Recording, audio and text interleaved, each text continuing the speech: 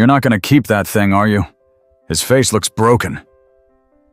That was the first thing the man said after I lifted the soggy, trembling puppy out of the cardboard box left under the bus stop bench. The rain had been coming down sideways that morning in Asheville, North Carolina. I was on my usual walk to the downtown animal clinic where I volunteered part-time. That bench, where I found him, wasn't exactly out of the way. Whoever left him had wanted him found, but maybe not by just anyone. Maybe, just maybe, by someone soft enough to care. He was so small, I could feel his bones through the drenched blanket someone had half wrapped him in. But what really caught my eye was his smile. Not the kind you'd see in dog food commercials. This one was crooked. Literally. His bottom jaw jutted just a little to the left, one tooth sticking out like a stubborn popcorn kernel. It gave his entire face a lopsided grin, like he was always up to something. He was soaked, shivering, and shaking so bad I thought he might be in shock. And still, he looked happy. I ignored the man's comment and clutched the pup tighter to my chest, pulling off my hoodie and wrapping him in it. His body heat came back slowly, like a candle fighting damp air. I whispered, "You're okay now, buddy." We made it to the clinic 20 minutes later, with the rain letting up just as I pushed open the door. Jenna, the front desk assistant, barely blinked before she was out of her chair and pulling out towels. "Oh, he's a mess," she said, already cooing as she dabbed at his matted fur. "What happened to his jaw?" "Born like that, maybe," I said. "It doesn't seem broken." Dr. Rowley came out from the back room with his coffee mug, peered over his glasses and let out a low whistle. "Looks like a pit mix. Maybe some boxer in him, too. We'll get him x-rayed, vaccinated, cleaned up." "Think someone will want him?" Jenna glanced at me. "With that face, it'll take a miracle." But I wasn't looking at the tooth. I was watching the way he was wagging his tail despite everything. Despite being soaked, cold, abandoned, and surrounded by strangers. That tail just kept thumping. After his checkup, the x-rays showed nothing broken, just a genetic quirk in his jaw. His teeth might need some care down the road, but he could eat fine. Run, jump, bark, all the normal stuff. I was already filling out the foster paperwork before Dr. Rowley could ask. "You sure you want the crooked one?" he teased. "He's not crooked," I said. "He's just different." I took him home that night. My apartment wasn't fancy, a one-bedroom with second-hand everything, but it was warm, and it smelled like cinnamon from the wax melts. I always forgot to switch out. I set up a makeshift bed using old towels and a heating pad, though he promptly ignored it and curled up beside my shoes instead. "All right," I said, crouching beside him. "We've got to give you a name." He blinked at me with his off-kilter smile, and it hit me like a flash. "How about Lucky?" He thumped his tail against the floor. I took that as a yes. The first few days were rough. He had nightmares, little whimpering fits where he'd jerk awake and look around like he didn't believe where he was. I started sleeping on the couch, just to be near him. We got into a rhythm, though. Slow morning walks, breakfast together, me heading to the clinic while he snoozed on a folded blanket under my desk. He learned fast. Sat when asked, came when called, even gave a clumsy high five with his oversized paw. People stopped by the clinic just to see him. That crooked smile was doing something to people. Made them slow down, soften up. Still, every time someone brought up adoption, I'd tense up. I told myself I was just waiting for the right family, but deep down, I already knew. One Saturday, about 3 weeks after I found him, I took Lucky to the Asheville Farmers Market. He wore a red bandana that said, "Adopt me," though I'd tied it a little looser than necessary. I guess I wanted it to fall off. We wandered past stalls of honey jars and handmade soaps, past kids with balloon animals, and elderly couples carrying sunflowers. Every few feet, someone would stop and ask about him. Is he smiling? What happened to his mouth? He's adorable! But no one took a form. Until this woman came by. Gray streaked ponytail, woven bag slung across one shoulder, and a little boy clinging to her other hand. The kid pointed and shouted, "Look, Mama! That dog's smiling at me!" Lucky wagged his tail like he'd known the boy forever. They crouched together, boy and dog, and the kid laughed so hard when Lucky licked his face that I had to turn away for a second. The woman asked questions. How old? Temperament? House-trained? She was sweet, gentle, serious. Her eyes crinkled when Lucky rolled onto his back for a belly rub. "He'd be good for my son," she said. "He's had a rough year. We just moved here after a bad time. I think he needs something happy to come home to." I nodded. My voice didn't work at first, but I managed to say, "He's a good boy." She took the form, wrote her number, and walked away with a final wave. I looked down at Lucky. He was still watching the kid go.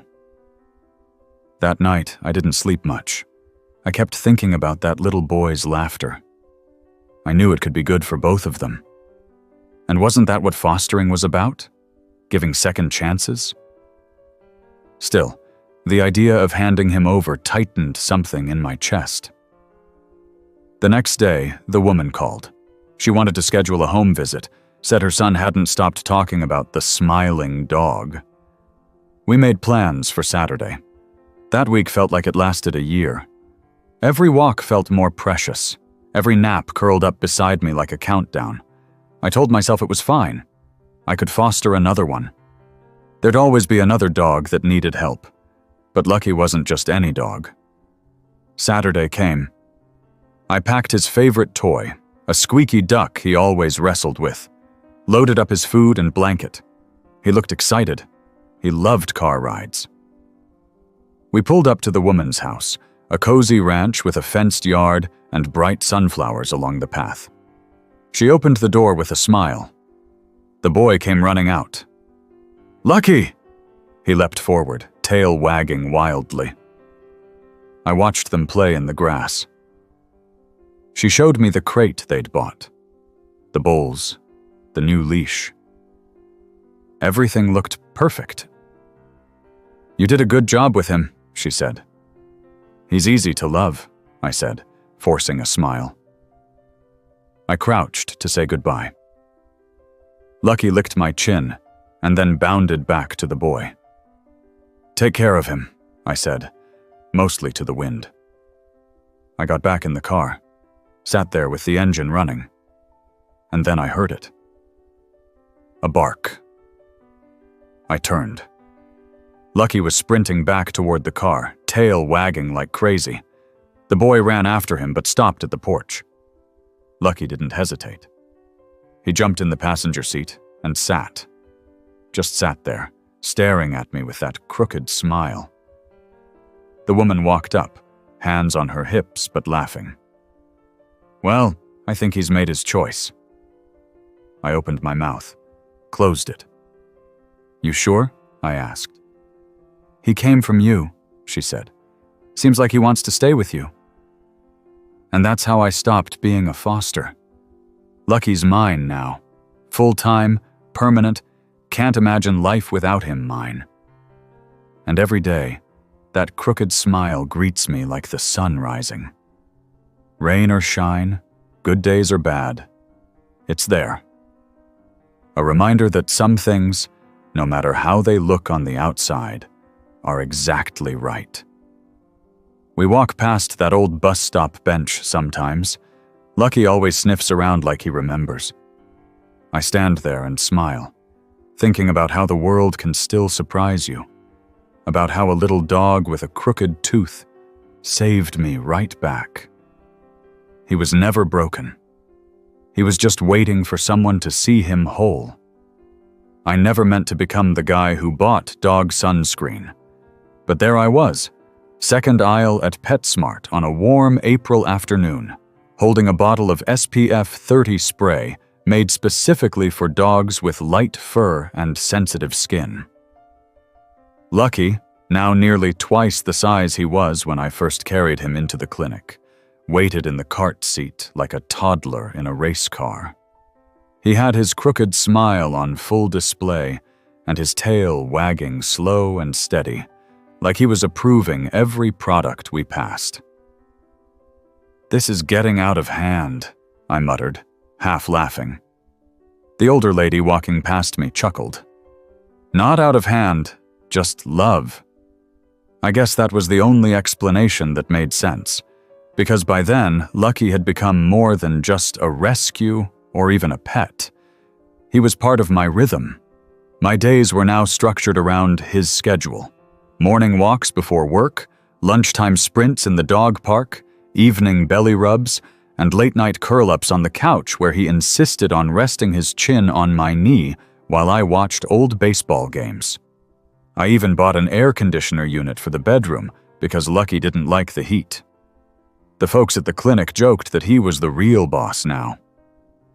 Jenna printed out a tiny laminated staff badge with his face and the title Emotional Support Supervisor. Dr. Rowley had it stuck on the mini fridge in the back room, and every time I saw it, I grinned. We had fallen into a sweet, simple pattern. And in that stretch of time, those soft, ordinary days, something in me started to repair itself. There was a time not too long before I found Lucky, when I wasn't sure I was meant for anything steady.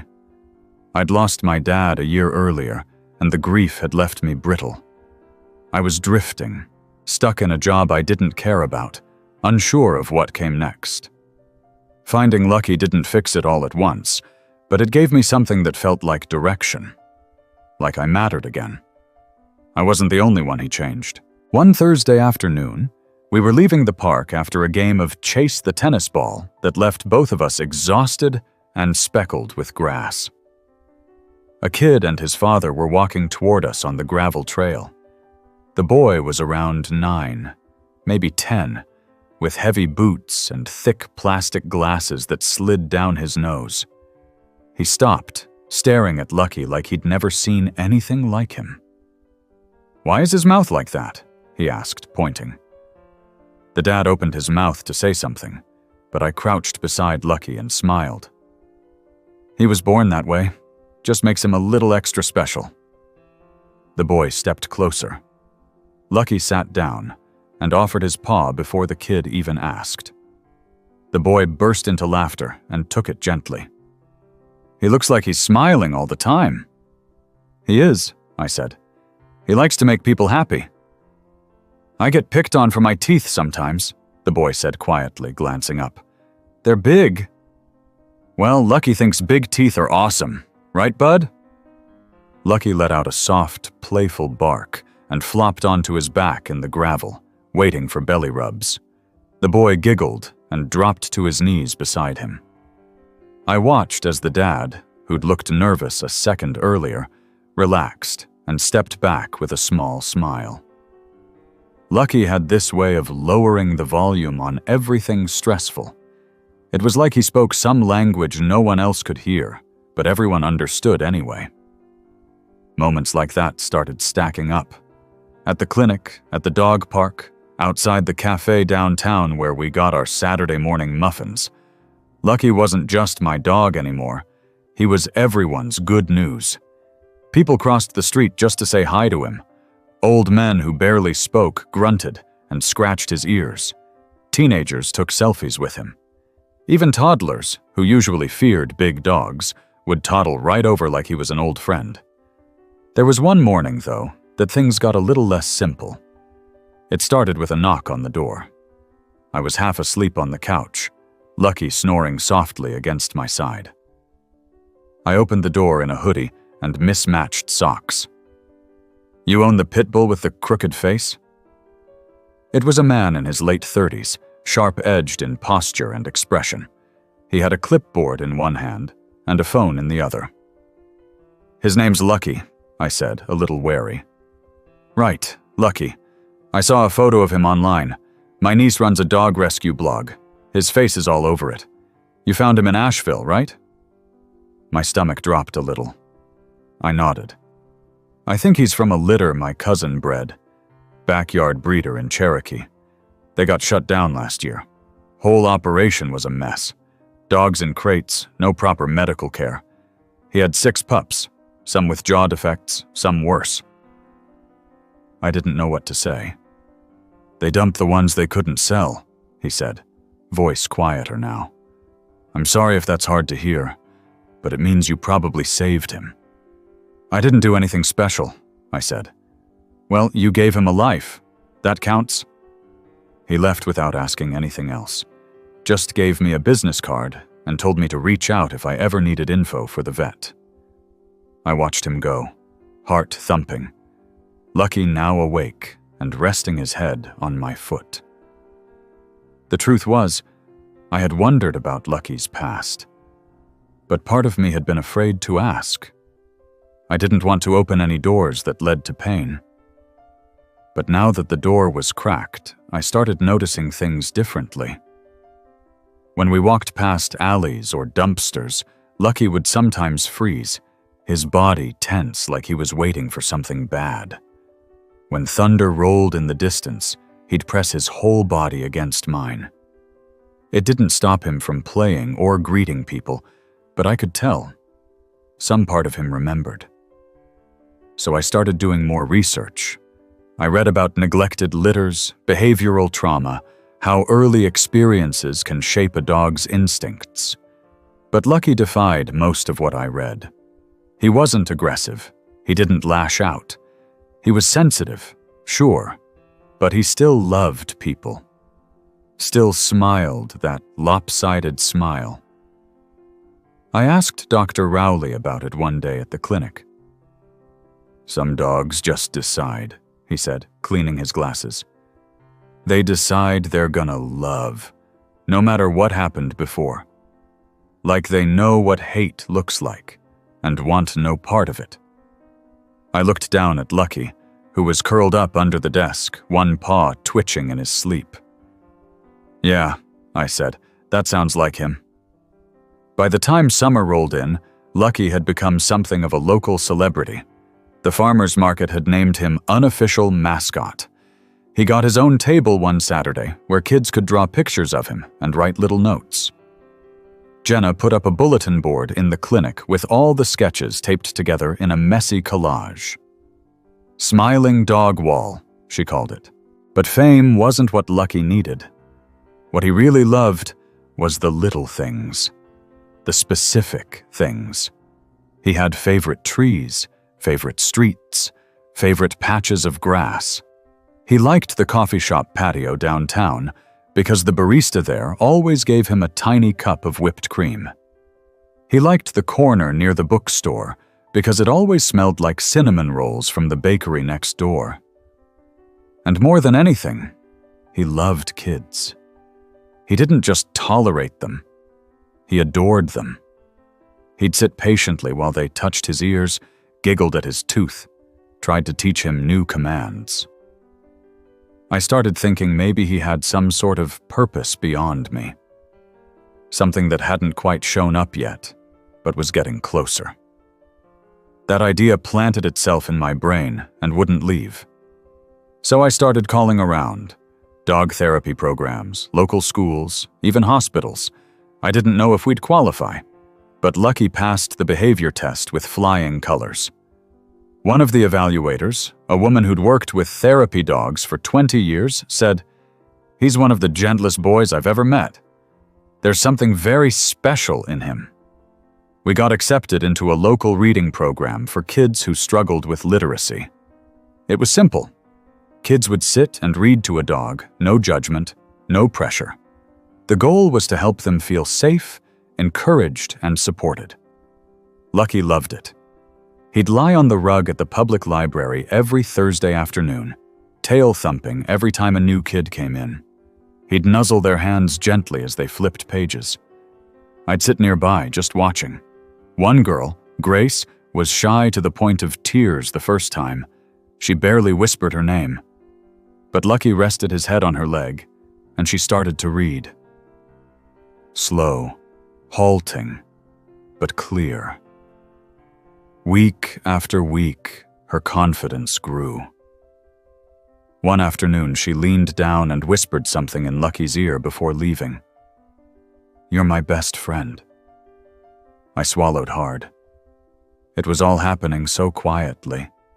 No spotlights, no grand announcements, just a dog with a crooked smile, helping people remember how to be kind. That night, I lay in bed with Lucky sprawled across the foot like usual. I looked at him, his chest rising and falling, his tooth poking out like it always did. I thought about everything, how I found him, how he found me, and how every moment since had been gently nudging me towards something better. I still didn't know exactly what came next, but I was starting to trust that with Lucky by my side, I'd figure it out. And whatever that next chapter looked like, I knew this much. It would have joy in it. The kind that shows up with a crooked smile and never asks for anything more than your time. You never expect your dog to be in a newspaper, let alone for something good. But there it was, page 2 of the Asheville Daily Times, a big color photo of Lucky lying beside a boy with reading glasses, both of them beaming at a picture book. The headline read, "Crooked Smile, Big Heart. Local dog helps kids learn to read." It hit me harder than I thought it would. Seeing him like that, frozen mid-tail wag in glossy print, surrounded by words praising everything I already knew, it just did something to my chest. Jenna clipped the article and tacked it up next to the smiling dog wall at the clinic. I picked up 5 extra copies. "Are you gonna frame one?" she teased. "Maybe," I admitted. "For his room." She laughed, but I wasn't really joking. Lucky had his own corner now. A proper bed, not towels anymore, but a soft, donut-shaped cushion with raised sides and a tag that read, "Lucky's Spot." He had his own shelf for toys, his own hooks for leashes, even a drawer in the fridge for the peanut butter brand he liked best. He didn't run the house, but it was close. The recognition was nice, but it didn't change how we lived. We still walked the same routes, still visited the same cafe on Saturdays, still stopped to sniff the same trash can near the park because, for whatever reason, Lucky was obsessed with it. I used to pull him away, embarrassed. Now I just stood there and let him take his time. Some rituals deserve respect. Then, just as I started getting used to our sweet routine, I got a phone call that flipped everything sideways. It was from a woman named Ellen, a school counselor over at Jefferson Middle School. She'd read the article, seen the photo, and called the clinic looking for me. "I've got a student," she said, voice low but urgent. 12 years old, not talking to anyone. Barely eats. Been in foster care for a while. The system's trying, but he's shutting down.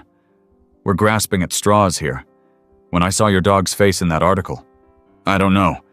It felt like hope. I didn't answer right away. Lucky was at my feet, nudging my sock with his nose. I reached down and ran my hand over his head. "What would this involve?" I asked. "Just a visit. 30 minutes. He doesn't have to read or speak, just be near someone kind." I talked it over with Dr. Rowley, got approval, then scheduled the visit for the following week. I had no idea what to expect, and I won't lie. I was nervous. Lucky, of course, was unbothered. He sat calmly in the back seat like we were going on a picnic.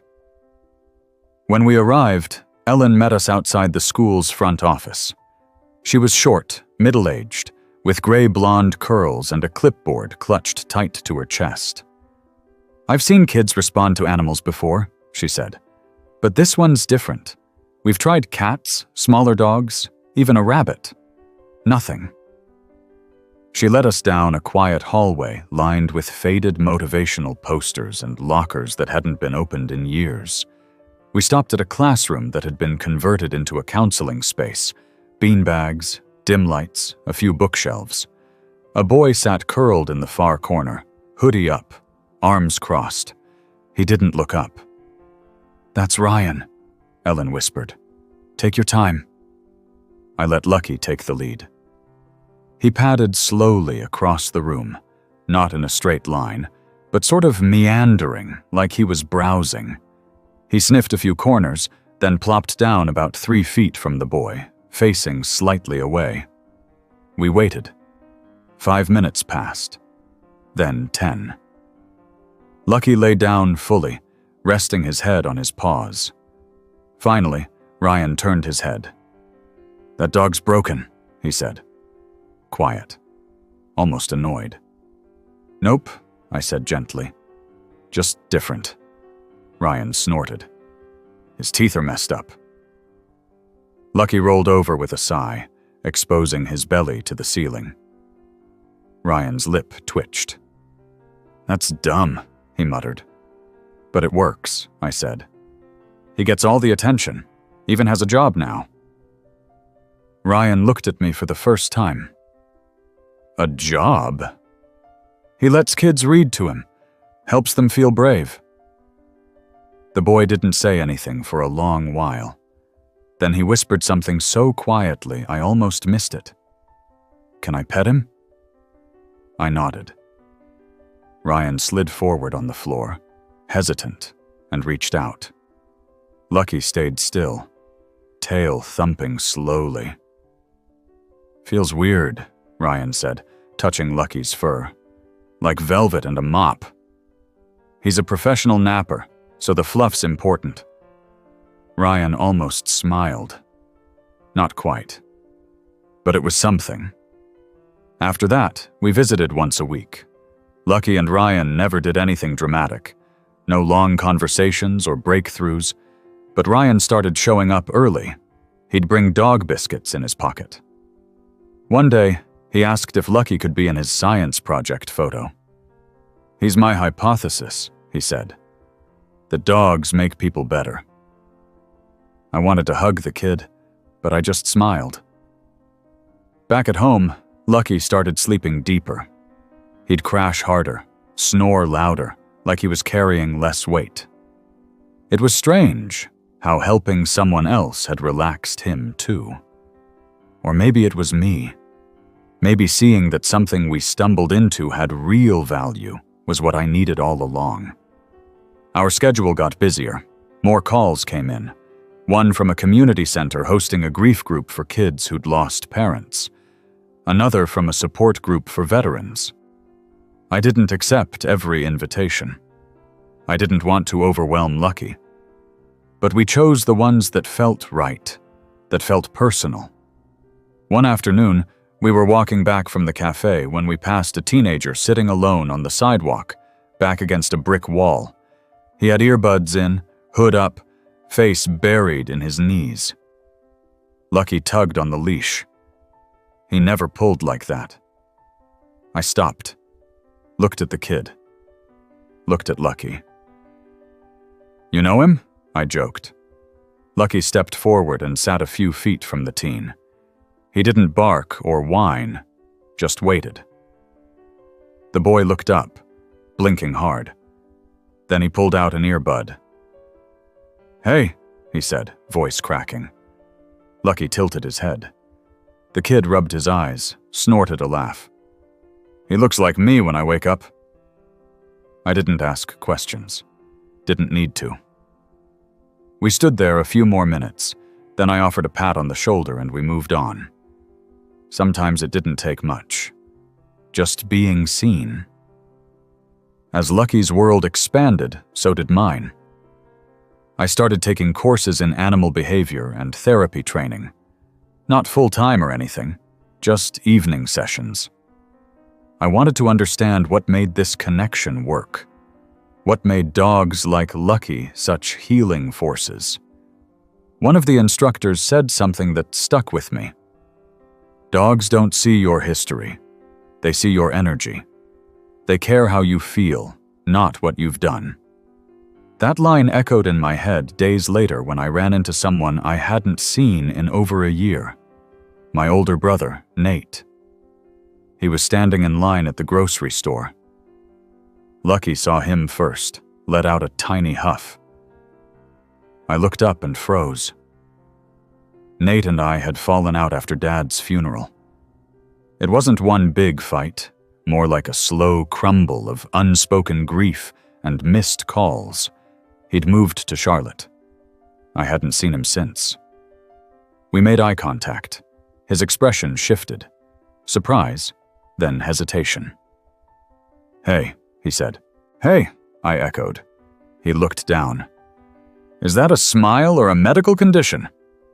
I laughed. "Both. Cute dog. His name's Lucky." We talked for a minute, maybe 5. It wasn't emotional or heavy, but it was something. And when we parted, he scratched Lucky's head and said, "Good job, buddy. Keep taking care of him." That night, I lay awake longer than usual. Lucky shifted beside me, paw twitching in a dream. I thought about Ryan, about the grieving kids, about the lonely teenager on the sidewalk. And now, my brother. There was a pattern forming, and I couldn't deny it anymore. Lucky had become more than a dog. He was a bridge between sadness and comfort, between strangers and connection, and maybe, just maybe, between the broken parts of myself and the better pieces I wanted to grow into. He was still the same dog I'd found trembling in a cardboard box. Same crooked smile, same funny hop in his step. But the world around us had changed. Because we let it. Because we showed up. And we weren't done yet. Not even close. Something bigger was coming. I didn't know what. But I could feel it, humming underneath the normal. Lucky wagged his tail in his sleep, and I smiled. Whatever came next, I knew we were ready. It started with a letter. Not an email, not a text. An actual letter, the kind with a stamp, a return address in Vermont, and handwriting that leaned so hard to the right it looked like it was racing to the edge of the envelope. I almost tossed it in the junk pile. But it was addressed to me, and the sender was someone I didn't recognize, Rebecca Kinsey. Underneath her name were the words, "Director, Sunrise Children's Ranch." I opened it, sitting on the porch, Lucky stretched out at my feet, sun hitting the side of his face just enough to make his coat glow. His crooked tooth poked out as usual, catching the light like it had something to say. The letter was short, but careful, written in blue ink and formal language that tried its best not to sound too desperate. She'd seen the newspaper article, read about Lucky, looked up the clinic. She wanted to know if we'd ever considered a longer-term visit, or maybe even a stay. The ranch, she explained, was a residential program for boys between 10 and 15 who'd been through things most adults couldn't imagine. They weren't bad kids, she wrote, just kids who hadn't had a fair shot yet. She believed in healing, in patience, and in dogs. I read the letter twice, then a third time.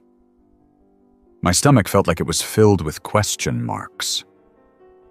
Lucky rolled onto his back and waved one paw in the air, like he was voting yes before I even asked. I didn't say anything about it right away. Not to Jenna, not to Dr. Rowley, not even to the woman at the coffee shop who always gave Lucky his cup of whipped cream. I just let it sit with me for a while. A few days later, I called Rebecca. Her voice was calm, kind, and just the tiniest bit tired. Like someone who carried a lot, but never let it make her bitter. "We're not looking for magic," she said. "Just something real, something that reminds the boys there's good in the world, even if it has a crooked smile." That line stuck in my head all night. By the end of the week, I had arranged a visit. Not a long stay, just 3 days. Enough to get a feel for the place, to see if it made sense. The drive to Vermont took us nearly 10 hours. I packed the car like we were going on tour. Lucky had a travel bed, 2 of his squeaky toys, enough food for a week, and a small folder of vet records. He curled up in the back seat like a pro and didn't whine once. He knew something new was coming, and he was okay with it. When we pulled into the long gravel drive of Sunrise Children's Ranch, it was late afternoon. The place didn't look like an institution. It looked like a really big family camp, log-style buildings, tall pine trees, kids playing soccer near an open field. There was a barn in the back, and a swing set with 2 chains that squeaked every time the wind hit just right. Rebecca met us in the parking lot. She wore jeans and a flannel shirt, her gray blonde hair pulled back into a low ponytail. She had the kind of eyes that didn't miss anything. "So that's the famous Lucky," she said, kneeling as he approached. He gave her a soft bark and sat down, lifting his paw like he'd rehearsed it. "Smart boy," she smiled. "He's good at first impressions." She showed us around the grounds, introducing Lucky to kids as we went. Some rushed over, laughing and petting him like he was a celebrity. Others stayed back, eyes narrowed, like they were trying to solve a puzzle they weren't sure they wanted the answer to.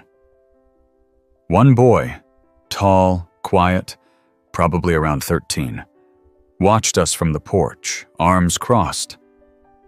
Rebecca nodded toward him. "That's Mason. He's one of our harder cases. Not mean, just guarded." Lucky didn't try to approach Mason.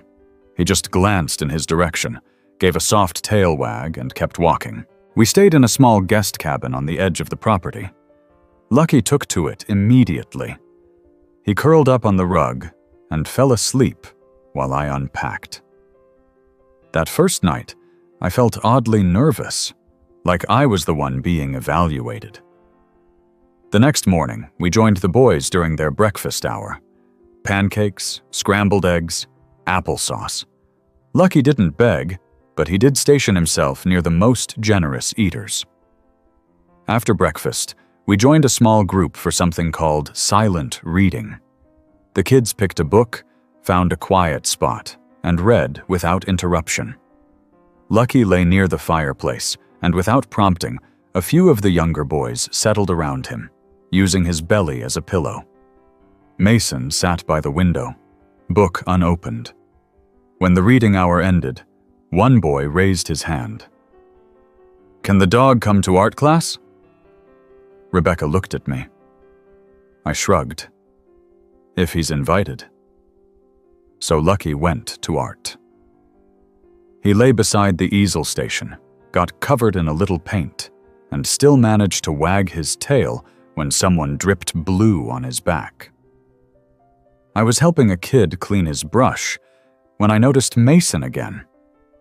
He was sketching. Not the assignment, though. He was sketching Lucky. I didn't say anything. That night, Rebecca sat with me on the cabin porch while Lucky snored on his side.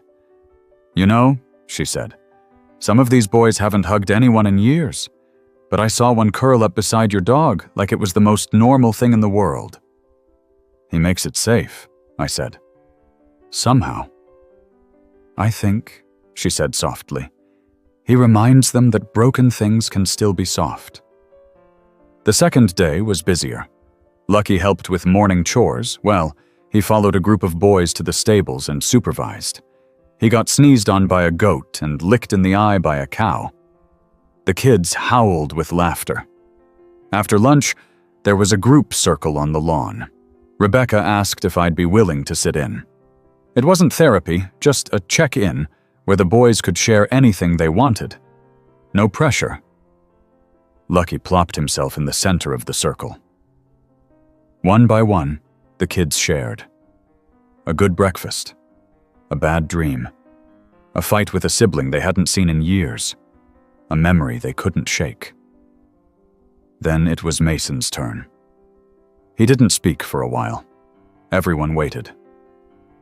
Finally, he said, "I don't like dogs. Used to. But one bit me." Lucky didn't move, just looked at Mason with calm eyes. "But this one," Mason paused. "He's not like that. He gets it." No one said anything. Then Mason added, "His face is all wrong, but he doesn't care." Lucky gave a soft huff, like he was agreeing. The last morning came too quickly. I packed slowly, hoping no one would ask us to leave. But Rebecca was kind. She offered us another stay any time. Said we had made an impact. "Even if it's quiet," she said, "it matters." As I walked to the car, Mason appeared. He didn't speak right away, just stood beside Lucky and crouched down. "I drew this," he said, handing me a folded sheet of paper. It was a sketch, a perfect one. Lucky in full stretch, that crooked smile in perfect detail, surrounded by boys laughing, smiling, running. "Thank you," I said. He shrugged. "I used to think dogs were dumb." Lucky would agree. He doesn't even know how to sit still. Mason almost smiled. On the drive home, Lucky was quieter than usual. I kept one hand on the wheel and the other resting on his back. We didn't talk, but we didn't have to. Somewhere around the state line, he let out a soft bark. "Yeah," I said. "I think we'll be going back too." I didn't realize just how many doors Lucky had opened for us until I had to start closing some. Temporarily, at least. After our visit to Sunrise Children's Ranch, invitations came pouring in.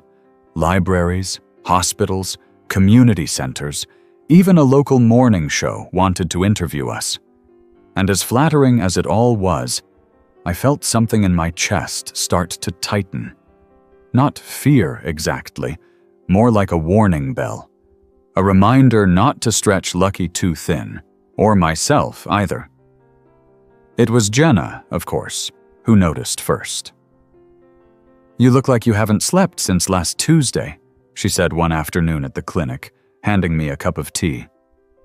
"Been busy?" I mumbled, rubbing the side of my neck. Lucky was curled under the desk, softly snoring, totally unbothered. "Let me guess," she said. "More calls? More sessions?" "Some. I keep trying to space them out." She gave me a look, the kind you get from someone who's known you too long to let you get away with anything. "You know he's a dog, right? Not a licensed therapist." I laughed. "He's better than most therapists."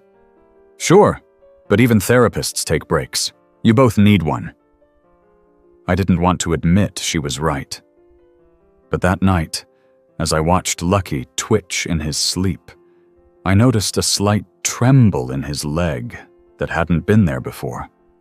Nothing alarming, just off. Like maybe he was dreaming too hard. Or maybe like he hadn't had a quiet enough week to reset. So I canceled our next 3 events. Told the library we'd be back soon. Reassured the community center. Everyone was understanding. And for the first time in months, we had a free Saturday. I took Lucky to a lake about an hour outside town. It wasn't famous or crowded, just one of those small, quiet bodies of water surrounded by pine and oak, where the air smells like damp wood and earth. I packed sandwiches, a few toys, and brought a folding chair. Lucky didn't rush to play. He just stood by the edge of the water for a long time, staring at the ripple of the breeze on the surface. Then he looked back at me, gave a small wag, and laid down with his head on his paws. Like he understood this wasn't a trip for excitement. It was one for catching our breath. We stayed there almost the whole day. I read a book I'd been meaning to finish, and Lucky watched ducks with the patience of a monk. He only barked once, and even then, It sounded more like a yawn. That evening, as we sat in the glow of golden hour, a man and his teenage daughter walked by. The man had a fishing rod over one shoulder, and the girl was carrying a tackle box covered in stickers. They both stopped when they saw Lucky. "He's smiling," the girl said, pointing. "Every day," I said. The man nodded toward me. "You're the guy from the article, the therapy dog, right?" I nodded. He stepped closer. "My wife runs a hospice facility just outside of town. She saw that article and cut it out. Said, 'This dog gets it.'" I didn't say anything, just listened. She said sometimes the hardest thing for people at the end isn't the pain, it's the silence. Their families stop talking. Everyone's afraid to say the wrong thing, but a dog doesn't care about saying the right thing. His voice cracked slightly. "My mother passed away last winter. I sat with her every day. I think if a dog like yours had been there, it would have made the waiting easier." I looked down at Lucky. He was lying on his side now, breathing slow, his crooked tooth catching the light again. "She can call me," I said softly. "If she wants." We parted with a wave, and Lucky and I sat in the deepening blue of evening until the stars started peeking through the trees. It felt like something had shifted, though I couldn't name it yet. Back home, the next few weeks settled into a more peaceful rhythm. I made a schedule that included rest days, real ones. I turned down 2 interviews. I said no when I needed to, and Lucky seemed lighter for it. But the world doesn't always wait for when you're ready. It was a Monday morning when I got the call from Dr. Rowley. He didn't start with a hello. "I need you to come in. Not an emergency. But come soon." I grabbed Lucky's leash without thinking. He trotted beside me, no clue anything was off. When we got to the clinic, Dr. Rowley was waiting in the exam room. He looked tired. "Don't panic," he said, holding up both hands. "Lucky's fine, but I found something." My throat tightened. "What?" "Not in him, in a photo, from the newspaper." He held up a printout. It was the front page of the local paper from the week before. The photo showed Lucky with 3 kids at the library, all reading together. "Look closer," he said, pointing to one of the children in the background. "That kid, black hoodie, yellow drawstring." I squinted. "Yeah? That's a kid who's been missing." I blinked. "What?" 14 years old, in the foster system. Went missing 6 weeks ago. His photo's been up on the county's website since, but no one saw it until now. I stared at the grainy image, and sure enough, it was the same boy from the flyer Jenna had posted on the bulletin board 3 weeks ago. I'd walked past it every day. "We called the authorities," Dr. Rowley said. "They're trying to confirm it, but it's likely him. And that means Lucky. He helped find someone." The realization hit me like a gust of wind. Not because it was shocking, but because it made sense. Lucky was always noticing people, always walking toward the ones no one else saw. That evening, I sat on the porch again with Lucky curled at my feet. My phone buzzed, a text from Jenna. "You raised a legend." I scratched Lucky behind the ears. "I didn't raise him," I said. "He raised me." A few days later, the boy from the photo was safely placed with a relative. They were still sorting out the details, but he was okay. Safe. Seen. The story never made it to the headlines. There was no ceremony or plaque, just a quiet update from the county office. But I didn't need fanfare. I just needed the reminder. Lucky wasn't just helping people feel better, he was helping them be found. And the more time we spent walking this path together, the more I realized that maybe that was the whole point, to find each other, To not walk past the ones who look a little different, the ones who sit by themselves, the ones who smile crooked but mean it more than most, or than. The world was full of noise, full of fast, sharp things, but Lucky walked through it like a soft song you forgot you knew, humming its way back to you. And I knew there were still people out there waiting to hear it. So we rested when we had to. But we kept going, because there was more work to do, and more people to find. Lucky's fame, if you could call it that, never felt like the kind that came with pressure. It was more like warmth, gentle, steady, and often wrapped in soft thank yous or wide-eyed stares from kids holding out their palms like Lucky might shake on his own.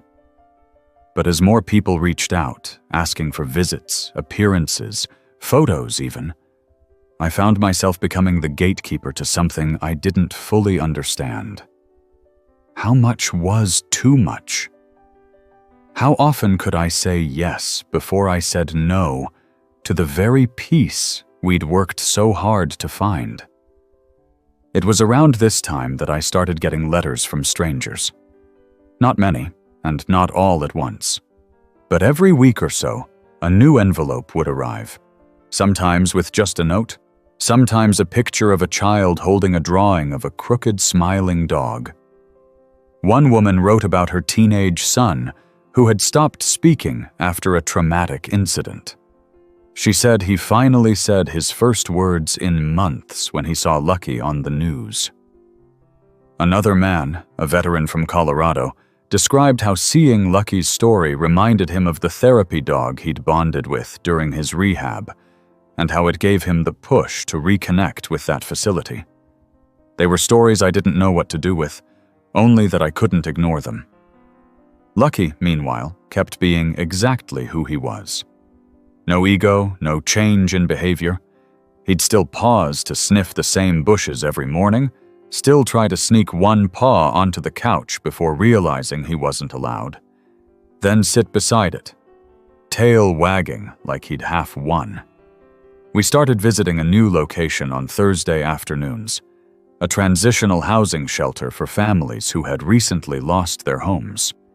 It was a small place, only 6 units, but the families rotated through quickly, most trying to find work, security, anything that felt permanent. The shelter's director, a lean man in his 50s named Mark, met us at the gate our first day. He had the tired smile of someone who hadn't had a day off in years, but still believed in what he was doing. "These kids," he said, "they don't need fixing. They just need space to breathe. A dog like yours? That's fresh air." Lucky walked through the common area like he'd been born there. A toddler in overalls toddled after him, giggling as Lucky gently nudged her stuffed animal back toward her. 2 older boys played a video game on mute, but their eyes drifted toward Lucky, one elbowing the other to point. There was one girl, though, who didn't move at all. She sat on the windowsill with a small notebook in her hands. She was around 10, maybe 11, with long, dark blonde hair and a pair of high-top sneakers that had clearly seen better days. "Emma," Mark whispered. "She's been here 2 weeks. Doesn't say much. Doesn't really do much, either." Lucky didn't go straight to her. He lay down a few feet away, curled into a relaxed shape, and rested his head between his paws. It took a full 10 minutes before Emma shifted slightly. Another 5 before she slid off the sill and sat beside him, cross-legged. When we left that day, Mark said, "That's the most I've seen her move since she got here." Lucky and Emma formed a quiet routine. Every Thursday, she'd sit in the same spot, and he'd curl beside her like he belonged there. One day, she brought out a drawing and placed it next to his paw. It was a simple sketch, a dog with a lopsided grin, surrounded by stars. I caught her glancing toward me as I admired it. "He always looks happy," she said. Her voice was soft but certain. "He is," I said. "But it took time. He had to find the right people." She didn't answer, but she kept showing up. 1 week, she wasn't there. Mark met us at the door, his face tense.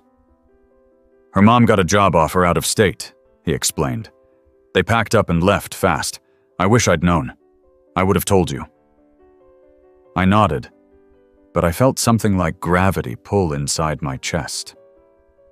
That night, Lucky seemed restless. He kept pacing by the door, then flopping down and letting out long, breathy sighs. I sat with him, scratching behind his ears. "She didn't say goodbye," I whispered, "but maybe she didn't know how." 2 days later, a postcard arrived. No return address. Just a drawing of a dog with a crooked smile, wearing a paper crown. The words beneath it read, "Still smiling. Thank you." I taped it to our fridge. In October, we were invited to a regional animal therapy conference. It wasn't flashy, more of a gathering of handlers, trainers, and volunteers sharing stories and tips. I agreed, mostly because they asked if Lucky could be the closing guest speaker. They meant that half-jokingly, but they set up a chair on stage anyway, next to mine. The night of the talk, the auditorium buzzed with the gentle energy of animal people. Quiet, observant, easy to smile, but quick to listen. I stood up, cleared my throat, and looked at the crowd. "I don't have credentials," I began. "I don't run a facility or hold degrees in behavior science. I just walked by a bus stop one morning and found someone I couldn't leave behind." I told them about Lucky, about the clinic, the library, Ryan, Mason, Emma, the boy in the newspaper photo. I told them what I'd learned, not just from training, but from watching Lucky move through the world. How he approached people without fear, but not without boundaries. How he let people come to him. How he made space. I looked down. Lucky was curled beside my feet, tail gently tapping the floor. "I think," I said, "he understands something that we're all still trying to learn, that most people aren't waiting to be fixed. They're waiting to be seen." When we left the stage, the applause felt like a heartbeat, not loud, just steady. Outside, someone stopped us, a tall man in a denim jacket who introduced himself as Gabriel. He ran a small residential camp for boys recently released from juvenile detention. He said he didn't have fancy grants or a big staff, just a handful of cabins in the mountains, and a belief that healing doesn't happen in cages. "Most of them aren't violent," he said. "Just angry, scared, forgot what it means to trust." I told him I understood, and before I could think twice, I said we'd visit. So 2 weeks later, we did. The camp was quieter than the ranch, with fewer staff and more space. The boys wore tired eyes and hard expressions. Lucky didn't mind. He wandered, sniffed, gave a few polite sniffs, then laid in the grass like he owned the place. One boy, Zeke, didn't speak a word. Not to us, not to the staff, not to anyone. His file said he'd been through things too heavy for most grown men, and that he rarely responded to direct interaction. But Lucky didn't ask him to talk.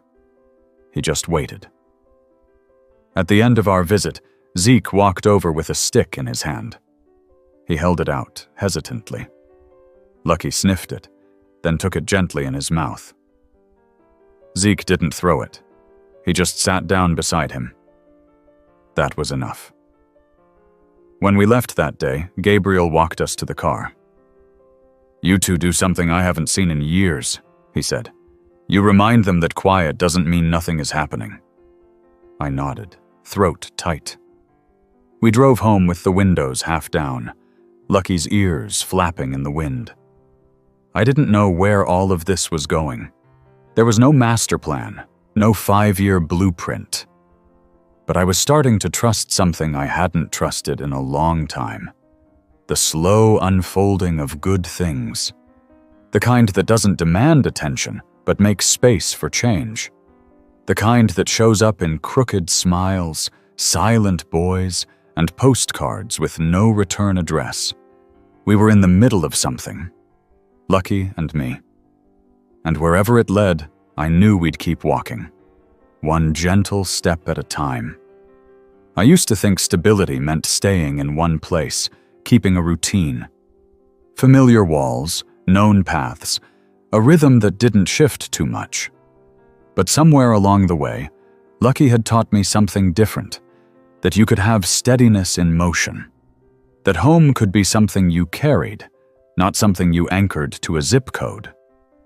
We had been on the move more than I ever expected. Not constantly, not without care, but with purpose. And even though the miles were adding up, Lucky never showed signs of wear. He had this inner metronome, a kind of quiet alertness that stayed steady no matter where we were. He watched, listened, and somehow always found the one person in the room who needed him most. That week, we were scheduled for a visit to a youth program in Roanoke, a weekend-long retreat for high school students facing disciplinary suspension. It wasn't a punishment, they'd insisted, more of a chance to redirect energy and reconnect with themselves outside of the school environment. They'd heard about Lucky through Gabriel, the man who ran the boys' camp in the mountains, and asked if we'd be willing to come by for the final day. It was held in an old church-turned-retreat center with a sloped roof and drafty windows. The air inside smelled like pine cleaner and old hymnals. We arrived on a Sunday morning just after breakfast. Lucky trotted in with his tail up, the crooked smile already working its quiet magic. The teens were spread out across the multi-purpose room, some at folding tables with journals, others sprawled on rugs, heads in hands, eyes distant. They didn't look particularly excited to see us, but Lucky didn't need excitement. He needed space. One girl, sitting cross-legged near the windows, was drawing on a paper plate with a Sharpie. Her hair was in a tight bun, her sneakers untied. Lucky approached her slowly, paused a few feet away, then sat. She kept drawing. After a few minutes, she reached out and placed the plate on the floor in front of him. A quick sketch of his face, crooked tooth and all. "He looks like he knows something," she said. I nodded. "He usually does." Another student, a tall boy with a cast on his wrist and earbuds in, came over with visible reluctance. He didn't speak, just crouched and looked Lucky in the eye. "He's not afraid," the boy finally muttered. "Nope," I said. "He doesn't need to be." "Neither do I," he added, mostly to himself. By the time the group broke for lunch, half the kids were sitting near Lucky like he was a campfire, some petting him, others just sitting in silence. I stepped outside with one of the coordinators, a woman named Jules. "You know," she said, "this group arrived ready to fight everyone and everything. We had to break up 2 screaming matches the first night. And now? They're quiet," she said. "Not empty quiet, processing quiet." It wasn't the first time I'd heard something like that, but it never got old. That night, back in our motel room, Lucky dozed beside my suitcase while I reviewed a message on my phone. It was from a man named Frank, who worked with displaced teens in Chicago. Someone had forwarded him the article from our first newspaper feature months back. He was asking if I'd consider flying out for a weekend workshop. They could cover costs. He just thought the kids might benefit from meeting a dog who didn't look perfect but showed up anyway. I reread it 3 times. I'd never taken Lucky on a plane. I didn't know if he'd like it. But the idea sat there in my head like a light I hadn't switched on yet. In the morning, I talked to Dr. Rowley. He gave me a list of things to check. Travel carrier options, noise-reducing gear, short trial flights. He also gave me a look, the kind that meant, "You're stepping into something bigger now." Jenna, of course, was all for it. "He's already a better traveler than you," she joked. So we planned a short test trip to Tampa. Just an overnight. I chose it because the flight was under 2 hours and the weather would be kind to both of us. I booked a pet-friendly hotel, packed Lucky's things with the precision of a first-time parent, and arrived at the airport feeling like I was taking a toddler through security.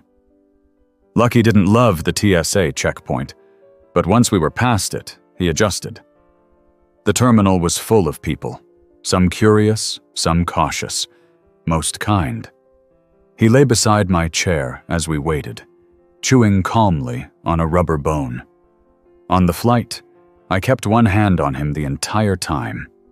I had chosen a seat with extra legroom, and Lucky settled near my feet with surprising ease. When the engines roared during takeoff, he lifted his head, then rested it on my boot. He didn't shake. He didn't fuss. He just waited. The trip was smooth.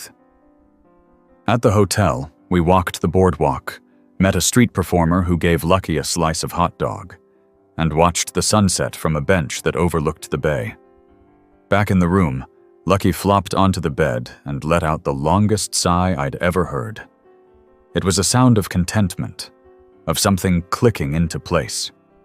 The next morning, we flew back, no issues, just calm.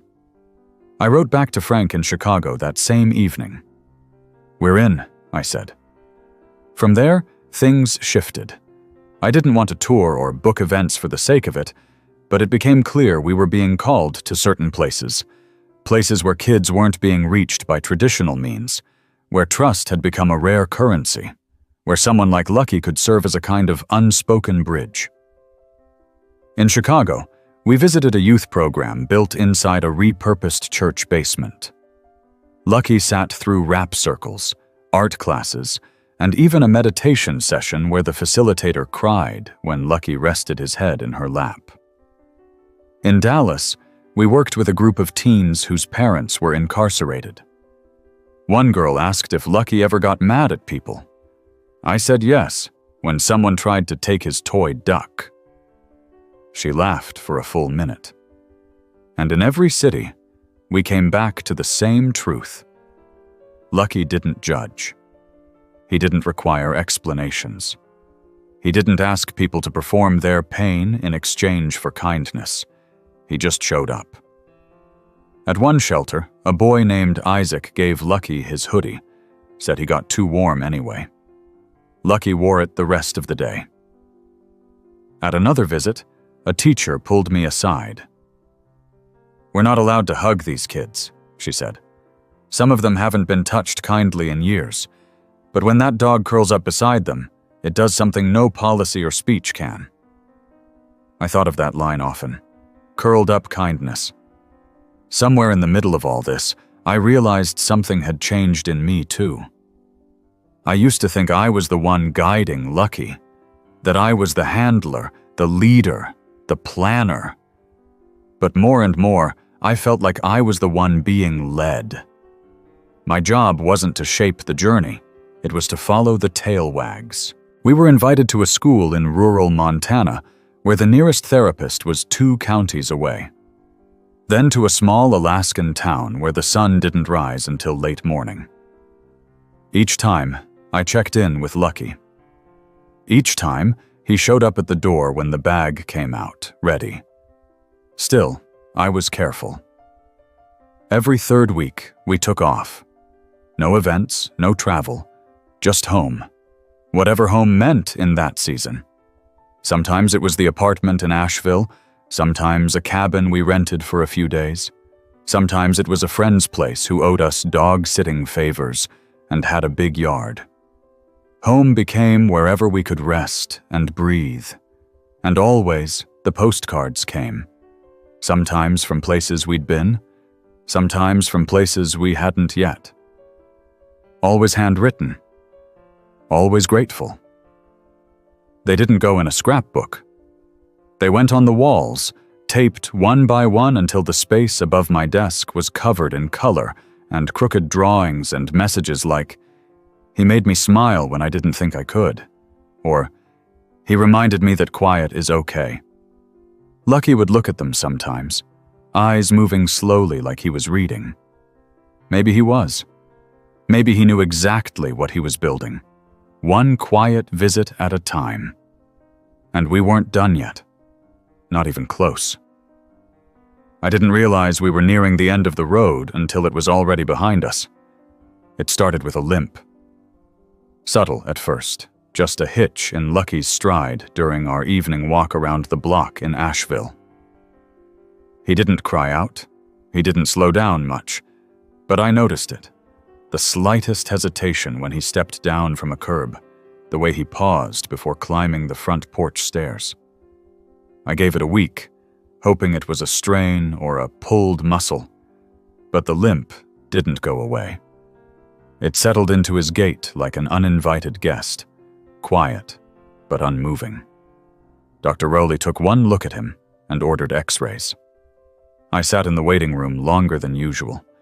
Lucky didn't fuss when they led him to the back, just glanced over his shoulder once, that crooked smile still hanging on like it always had. When Dr. Rowley came out, his face gave everything away. "Tell me," I said. He sat beside me, not across. That was the first clue it wasn't routine. "It's cancer," he said. "Bone cancer. Advanced.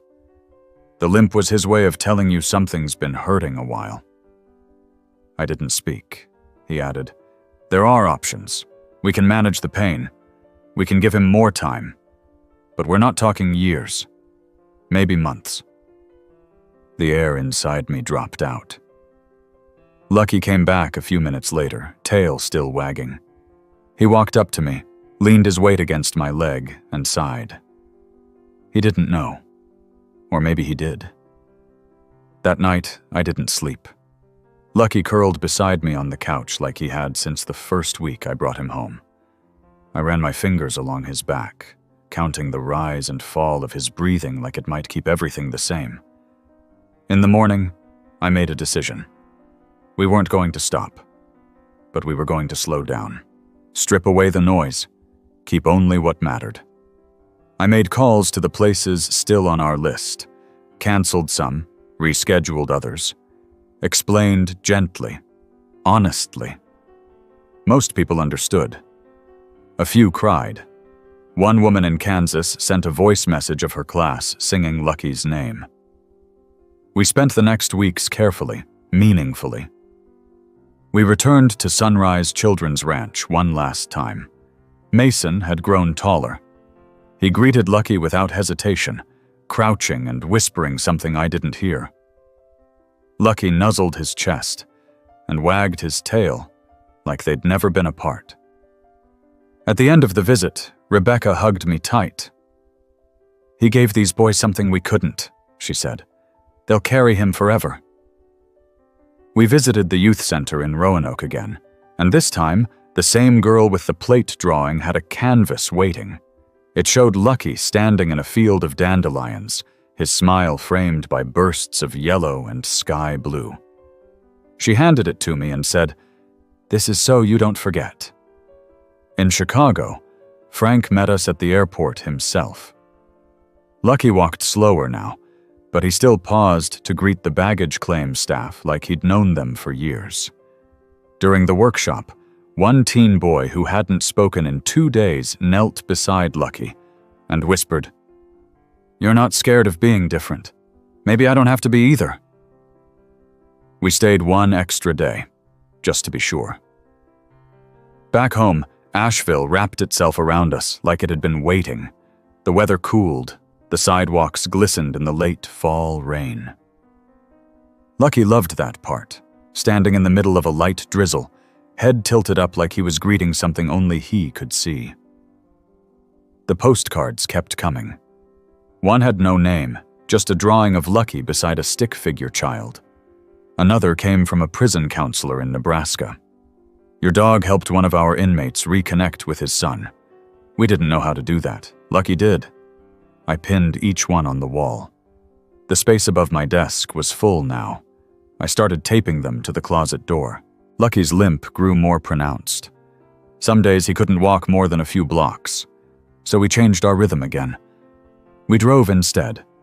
Visited places we loved. We sat at the edge of the lake where we'd once spent an entire afternoon watching ducks. Lucky watched the water with the same contentment. A family walked by, and the youngest child pointed. "That dog looks like he's smiling." "He is," I said.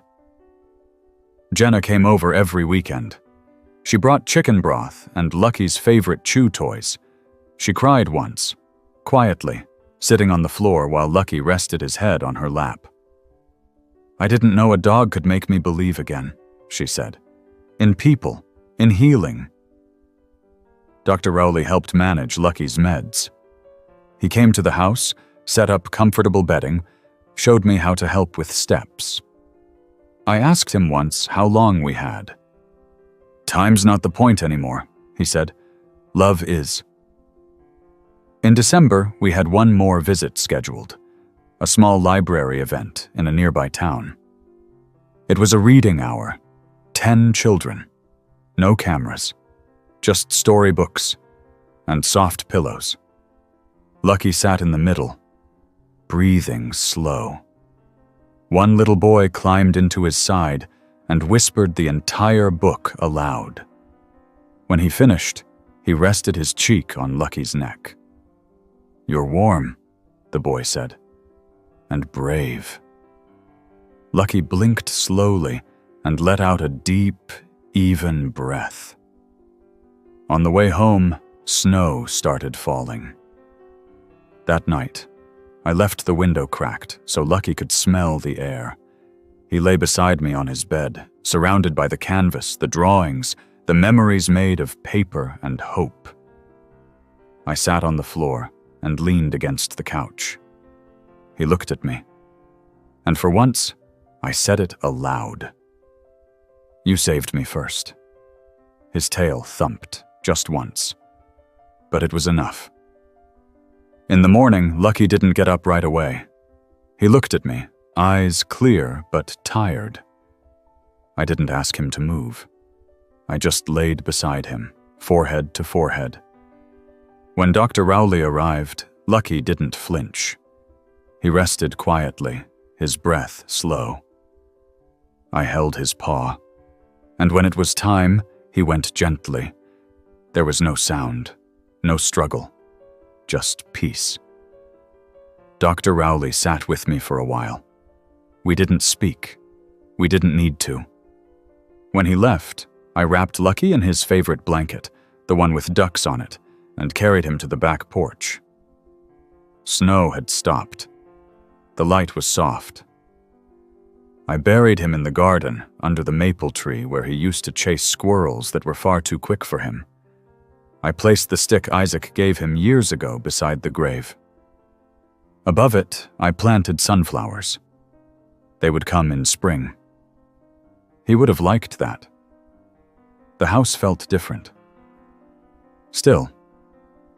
Not empty, just quieter. The postcard still came. I opened one 3 days later. A child's handwriting. "Thank you for sharing him." I looked at the wall, looked at the fridge, looked at the door where Lucky used to sit, waiting for the leash. And I smiled. Because Lucky wasn't just a dog with a crooked tooth and a gentle heart. He was a bridge between loneliness and comfort, between silence and laughter, between fear and courage.